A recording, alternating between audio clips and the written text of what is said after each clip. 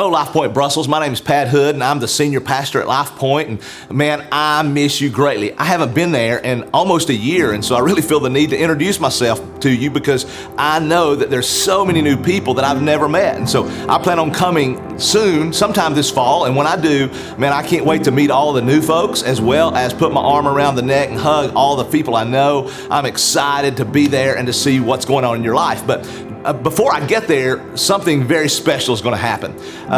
You're going to go through what we call Sacred Gathering. You're going to participate in this amazing spiritual event that God has used in the life of Life Point in an amazing way. Let me tell you what it is.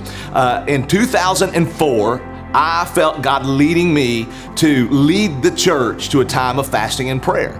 Fasting, doing without food for 3 days, joining together at night for a time of worship, and just praying together and worshiping together. I didn't have a clue what God wanted to say to us through that time, but I just know He was calling us to do it. And so I told the church what we were going to do. And to be honest with you, I was a little nervous about how many people would participate because fasting for 3 days, that's a pretty big deal, right? And so I didn't know how many people would do it, but I was absolutely shocked when I showed up the first night and the place was full.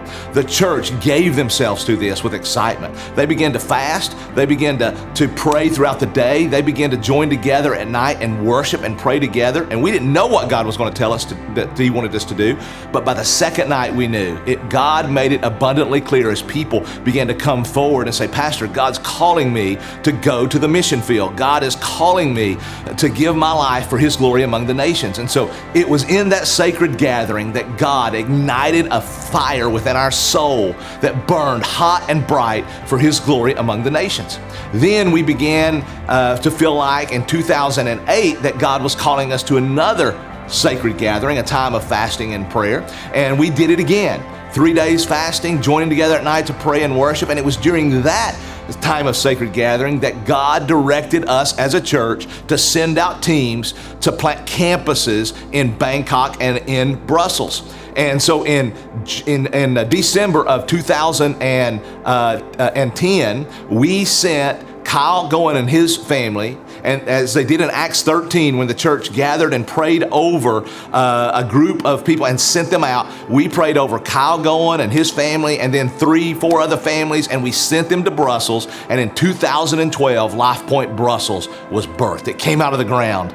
And man, since then, look around right now. God has done amazing things. We went from a couple of families meeting in an apartment to the crowd that's there today, 130, 140 people, multiple staff members, an incredible facility that God's given us. God is doing great things. And so we want you to know the history of Sacred Gathering at Life Point, because now God's called you to join and do this. We're sending over David McCammon.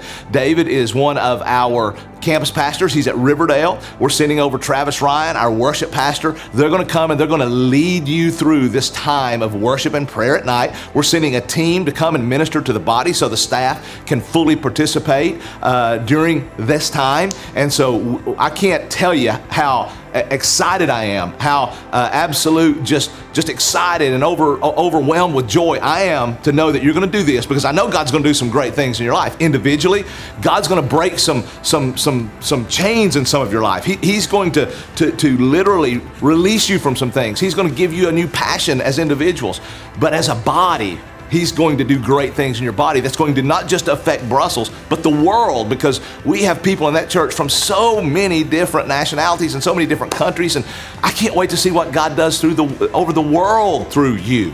And so I'm pumped about this. Now, let me make sure you understand what fasting is, just briefly, all right? We're not asking you to go on a hunger strike. We're not asking you to stop eating until God does something. That's not what fasting is. The Bible clearly expects us to fast. He doesn't say if you fast. He says when you fast, right? Jesus tells us how to fast. And so He expects us to fast. And here's the purpose of it. It's denying ourselves of a need for a very specific period of time so that we can focus on Jesus Christ so that we can focus on our relationship with Him and what He wants to do in and through us, right? You're going to get hungry when you fast. Your stomach's going to start, growling a little bit. And when it does, that's when you turn to the Lord and say, God, I'm hungry right now. I want a piece of bread, but more than I want a piece of bread, I want you. I want a steak, but more than I want steak, I want you. And it's so amazing when you do that, what God does. He begins to bring you in alignment with His will. You become sensitive to the movement of the Holy Spirit in your life, and it's amazing. And so we're asking you to do that for 3 days. Join together at night to pray and to worship and just to see what God does. Church, I love you. I'm excited about what God's going to do. I feel about you just like Paul felt about the church in Philippi. If you read the book of Philippians, he was in prison. He wrote to the church, and you can just see his love and affection for the church. Here's the great thing about that church. That church was the very first church in Europe, planted by Paul. It was the very first church in Europe. I, as Paul, have that same affection for our church in Europe, the very first church of Life Point in Europe, called Life Point Brussels. You are our family. Man, I love you. I can't wait to see what God does in and through you, through your sacred gathering.